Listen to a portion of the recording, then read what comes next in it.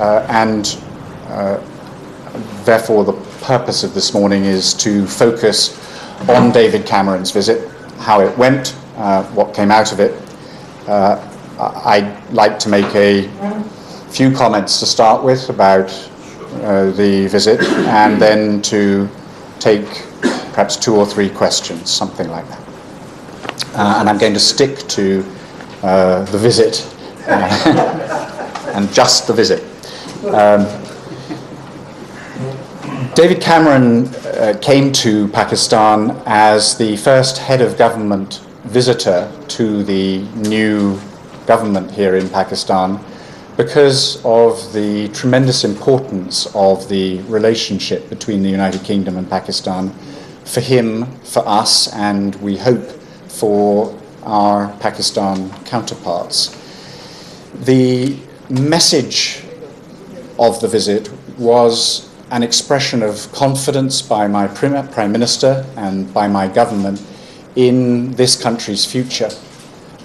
In the wake of successful democratic elections that saw the transition from one civilian government to another, and the installation of a new federal government in place for 5 years with a solid majority and knowing that it must deliver for the people of Pakistan. So as my Prime Minister said, this is now not just a relationship between two peoples who are very closely and warmly connected, and not just a relationship between two governments who are collaborating ever more closely, but also a relationship between two democracies, a new kind of relationship, a golden moment for Pakistan, an opportunity for Pakistan to refashion its image with the international community, and a moment for my country, the United Kingdom, to engage even more substantively and intensively with Pakistan.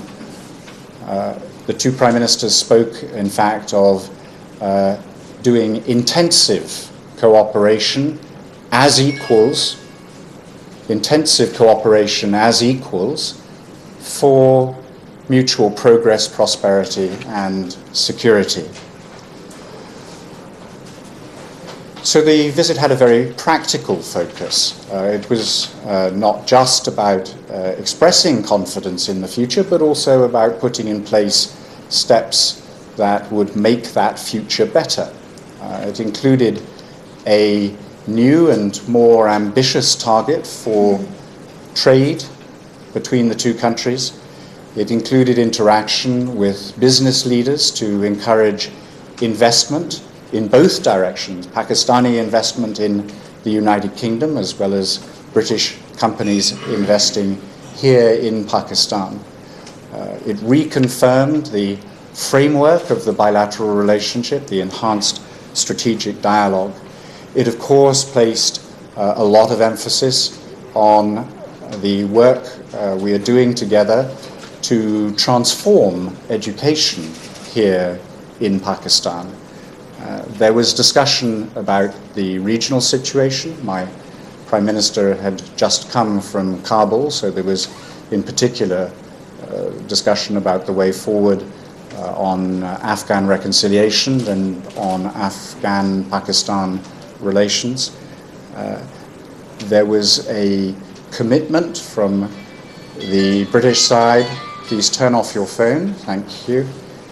There was a commitment from the British side to do more to support Pakistan in countering the threats of terrorism, violent extremism, which have caused so much suffering in this country. But above all, there was, as I say, a focus on the future, and so it was very nice that the Prime Minister was able to talk about the next generation here in Pakistan and able to meet really inspirational young Pakistanis who talked to him about their hopes for the future of their country, and welcomed that he could symbolize our engagement with Pakistan's next generation through his announcement of the opening of a British Council library in Lahore and a cultural space in Karachi. Those were the subjects covered, and I'd be happy to take, as I say, 2 or 3 questions on them. Sir, since you're in the front row, and then over there.